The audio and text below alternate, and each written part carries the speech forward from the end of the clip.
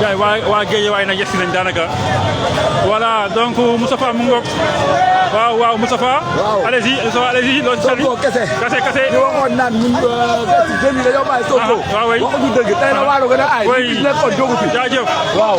donc waa voilà. gars yi nank ñoom entré bu baax.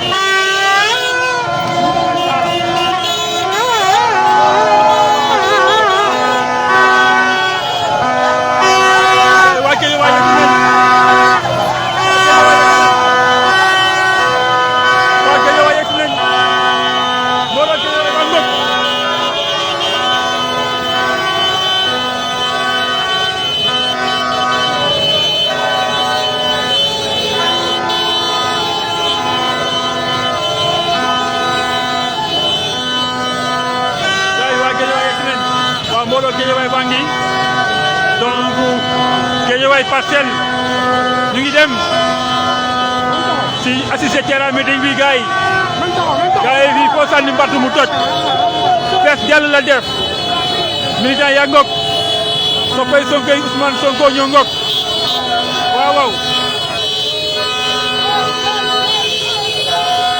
li yëpp Guédiawaye Parcelles ñoo génn def seen convoi dox dem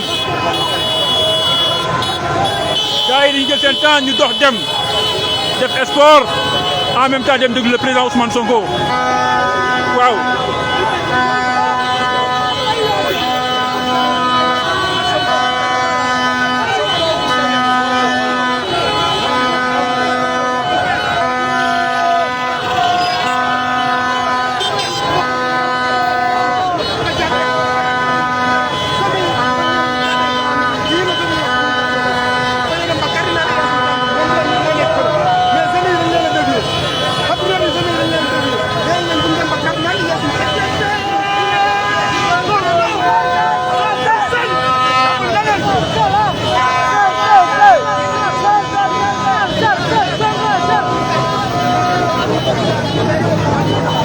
donc gars yi fii waaw benn incident bu ndaw rek waaw mu ngoog policiers yi dañoo ne bu ñu yegg yaa seen candu donc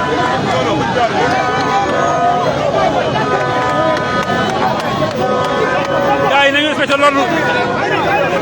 l'ordre voilà respecté l'ordre rek suñu policiers yi jaarloo ñu jaar fa voilà.